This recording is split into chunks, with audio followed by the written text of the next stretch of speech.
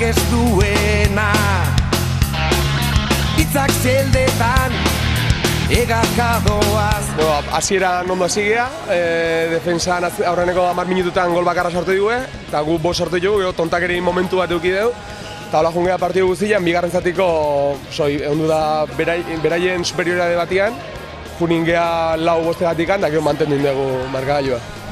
Kosta iten zaigu handikan jende berri asko etorri gea, eta azkenian danak ensamblatzea kosta iten zaigu. Baina, nik uste hemendikan 2-3 partidota sumatin berrela iten dugu lana. Azkenian entrenamendutan, nik uste tentsio puntu hori ez dakagula entrenamendutan, da gero partidotan gehiegi daukagula. Nola prestatu duzu demoraldia?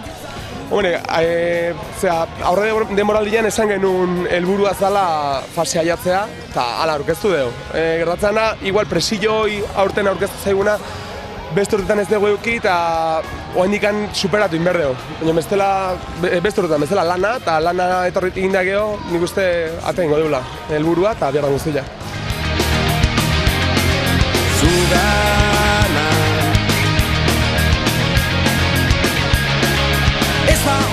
Temporadako lehengoa, ez?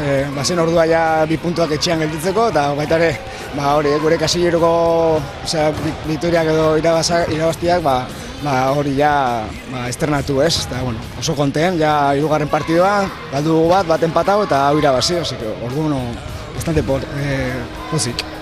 Taldean jende berria duzue, zuen arteko elkarlana, elkar ulertze hori oso garrantzitsu izango da, berriak nola zabiltzate gainontzekoekin?